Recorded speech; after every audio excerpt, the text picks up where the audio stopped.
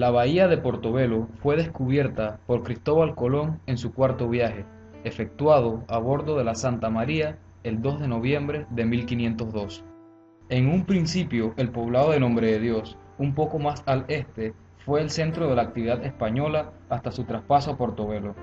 El primer asentamiento ocupó un territorio donde se encontraban algunos poblados indígenas, pero la mortal insalubridad, una bahía poco abrigada y naufragios por arrecifes, entre otras razones, aconsejaron el traslado del puerto español a un lugar con ventajas estratégicas, topográficas y portuarias.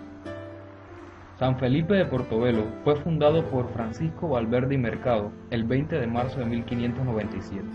Fue así como esta área se convierte en un lugar de tránsito de pasajeros y mercancías, eje central del comercio entre América y Europa. Junto con San Lorenzo, el Real de Chagres al oeste, y la Plaza de Panamá al otro lado del istmo, el fuerte fortificado de Portobelo formaría el llamado Triángulo Mágico, decisivo abrigo de las rutas de comercio.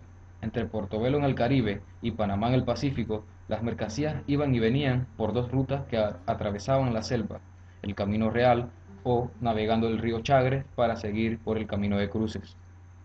A pesar de tener tanta importancia, Portobelo siempre fue una ciudad pequeña, apenas dos plazas y dos calles principales, algo más de 50 casas de españoles y cuatro arrabales de esclavos y gente humilde, y los edificios públicos, dos iglesias, un hospital y la aduana, más las fortificaciones militares. Una vez al año, los galeones españoles, cargados de riquezas y juntos para defenderse de la codicia pirata, realizaban un viaje de ida y vuelta entre Europa y tierra firme. Llegaba a la feria comercial de Portobelo. Soldados, aventureros, mercaderes y marineros colmaban las calles. Azúcar, tabaco, quinina, tela y tapices, quesos y vinos, vidrio, plata y oro eran los principales productos provenientes del Perú, España y que intercambiaban los mercaderes. El paso de tanta riqueza no pasaba inadvertido a intereses extranjeros, principalmente ingleses y holandeses, desatando así la Guerra del Caribe. Como lugar estratégico que era, Portobelo fue atacado no menos de 7 veces por piratas, corsarios y otros altos oficiales del ejército británico.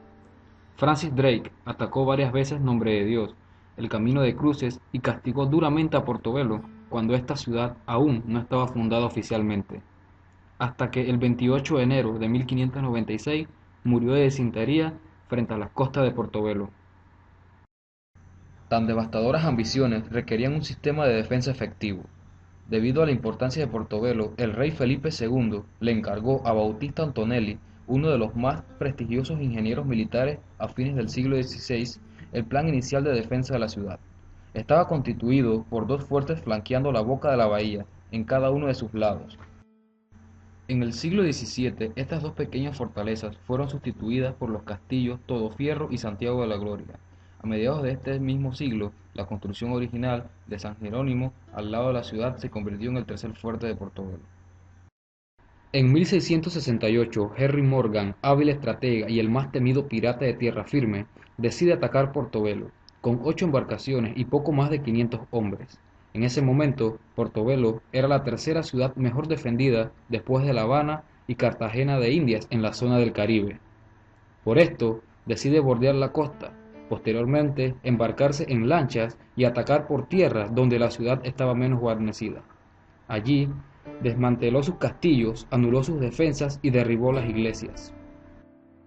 Ya en el siglo XVII, los ataques del almirante Vernon a distintas plazas, entre ellas Portobelo, fueron el detonante que hizo replantear a la corona española todo el sistema de defensa del Caribe. Antes de los cambios en las fortificaciones, el último gran ataque se produce en 1744, cuando William Kingsley destruyó a cañonazos una ciudad indefensa y desarmada, arruinando la mayor parte de sus casas y edificios, aunque no pudo llegar a capturarla. De esta forma, el ingeniero Ignacio Sala, a mediados del siglo, inicia una nueva etapa en la historia de las fortificaciones en Portobelo. Concibe el conjunto de San Fernando, de San Jerónimo y Santiago, fortalezas que ya no fueron atacadas al haber perdido la plaza su importancia comercial y cuyas ruinas pueden admirarse hoy. Estas construcciones pierden sus características medievales y adoptan un estilo neoclásico con un aspecto más estilizado. Fuerte Santiago de la Gloria, iniciado a comienzos del siglo XVII, pero impulsado en 1620 por el ingeniero Cristóbal de Roda, sobrino de los Antonelli, se continuaba rediseñando en 1639. Era el que tenía la artillería de mayor calidad, superando inclusive al de San Felipe. Su ventaja estaba también en el emplazamiento, ya que el corado de los buques grandes obligaba a pasar frente a él y podía ejercer un control importante del acceso de la bahía. Toda la documentación disponible sobre edificios panameños desde el siglo XVI hasta las fines de la época colonial apuntan a la existencia de dos tipos de construcción, de madera y de piedra, con construcción en mampostería, tapicería, cantería de cal y canto. Por lo que sabemos, ambas materias primas abundaban en la región e incluso eran objeto de exportación a otras regiones vecinas. En un principio, las murallas de los fuertes estaban compuestas de piedra de granito, pero luego se utilizarían parapetos de piedra coralina, que era liviana al extraerse del agua, pero se endurecía a medida que el sol la iba secando. A esto se le llamaban cantos merlones. El castillo y baterías de San Jerónimo, que fuera diseñado en el fondo de la bahía por los Antonelli en el siglo XVI, fue comenzado a mediados del siglo XVII, destruido en 1668 por Morgan, rehecho, dañado nuevamente en 1740 y reconstruido en 1758 por Manuel Hernández. Su desarrollo longitudinal ofrece la posibilidad de comprender la amplitud de la línea de defensa costera que cubría San Jerónimo y la capacidad de fuego que desplazaba con tantas piezas de artillería. El castillo de San Fernando, realizado sobre el diseño de Ignacio Sala en 1753 y ubicado al norte del poblado, en el saliente oriental de la bahía, está sobre una colina y requiere cruzar en barco para llegar al mismo. Desde el mar se accede a una rampa a una notable portada que permite el acceso a un patio de mediano tamaño, rodeado de casamantas y adarves junto a la muralla.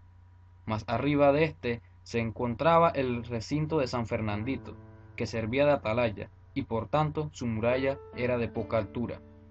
El castillo de San Felipe de Sotomayor, el primero que se erigió en la ciudad, fue destruido en 1910 por los norteamericanos para utilizar sus piedras en la construcción del canal, formando el rompeolas de Colón y la esclusa de Gatún. Era en la aduana de Portobelo donde se depositaban las mercancías y se llevaba el control y registros de impuestos. Este edificio presentó dos etapas constructivas distintas, la primera a principios del siglo XVII y la segunda en el siglo XVIII, que es la que observamos en la rehabilitación actual, que no es exactamente una restauración en el sentido estricto de la palabra, pues no se reconstruyó la fachada faltante que en su momento fue la principal, ni tampoco el techo original. Lo que se hizo fue simplemente habilitar la ruina para permitir su uso, para lo cual se cerró el espacio vacío hacia la bahía con una especie de andamio de madera que sirve de terraza y sostiene la cubierta. En la mampostería usada en la construcción de muros, utilizando los materiales primarios de piedra, caliza, arena, barro y cal, para fortalecer esta mezcla y poderle ofrecer a los muros una altura mayor, se incluían ladrillos y piedras, en líneas horizontales a distintos niveles. Las esquinas o vanos estaban siempre definidos por ladrillos. Se necesitaba el uso de formaletas de madera para sostener el contenido que formaban los muros, que luego de secarse se enlucía con una capa gruesa de empañetado. Como capa final se encalaban los muros de blanco.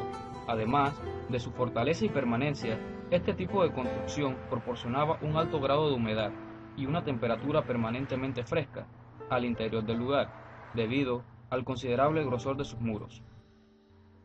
Espero que este video haya sido de su agrado.